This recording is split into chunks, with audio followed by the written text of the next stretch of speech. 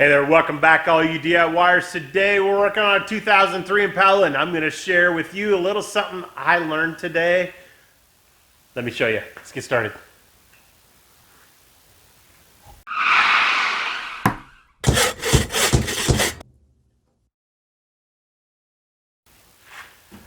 Alright, so what we got here is a 2003 Impala that a friend brought over and said, hey, my water pump needs to be changed out, and I don't know how to do that stuff. And I said, well, I'll take care of it. Yeah, we can do that. So brought it over, put the water pump on. I didn't think twice about it, you know, went ahead and did what he wanted me to do. So pulled out the water pump. Here's the old one here. Really no problems right there with that. That looks good. All the edges and everything looked pretty tight on it. It looked good, but that's what he wanted done, so I got it done. I was filling it back up and I heard something kind of gurgle a little bit, and I thought, well, maybe that's all right. And as I looked back across the engine, right above the water pump is a cooling tube that goes into the top of the motor there. And I will let you guys know that is a common thing on this 3.8 motor that can be bad. And the easy thing about it is we can go ahead and take the alternator out just like that, because that's super easy. And there's a couple of 15 millimeter bolts that hold on the spring tensioner housing. Inside that housing is where those tubes go into. And here, hold on one second. And right here are those tubes. There's an upper and a lower one that you can change out.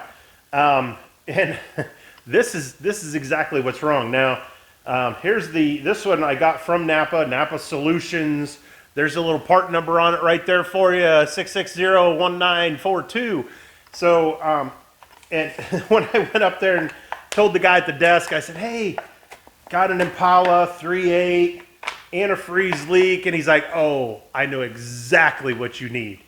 Went right to the shelf and got these off there. Now, I will say, actually these are metal. They're a cheaper metal, but they are metal. So, but that's probably a little better than the plastic ones that are there. I have seen other videos where they'll break right here on the edge. So once you pull everything out of there, you got to kind of fish that little piece out of there. So I'm going to go ahead and tear this apart, and once I get everything pulled out of there, I'll show you what I got, and we can kind of work from there. All right, so I got these other bolts taken out of here, and I believe, yep, this is loose. Like I said, this tube comes off right here, and then there's another one that's right down here in the back. I don't know if you guys can quite see all that. I hope so. But we're gonna kind of work this. Yeah, that front one, look at that, that thing's loose. The back one,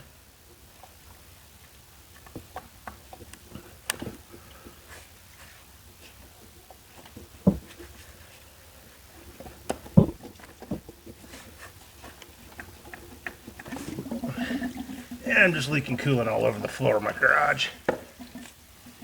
So right there are the two tubes.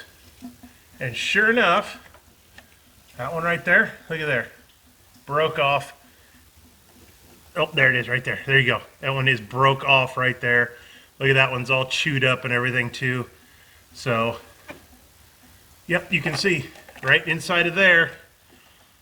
Look at there, right inside of there. That's where part of that tube is at. I'm going to have to go in there and kind of dig that thing out of there. I have to do the same thing up on the one on the top too.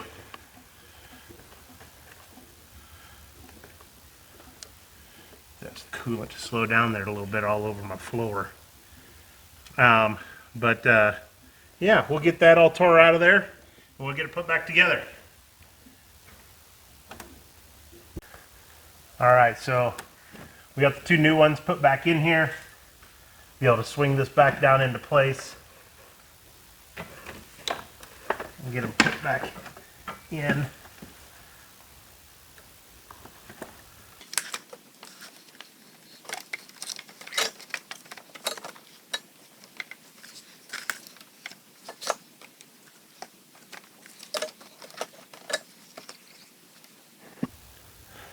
All right, now we got it back in there. I tell you what, you got to get both of those pieces lined up, kind of maneuvered in there so they both slide in right at the exact same time. But once you get them lined up, it just kind of falls right in together. We'll get this all put back together and you should be good. All right, so I got everything all tied back together here, and I will have to say, taking out the coolant reservoir and everything here on the side, make that a ton easier.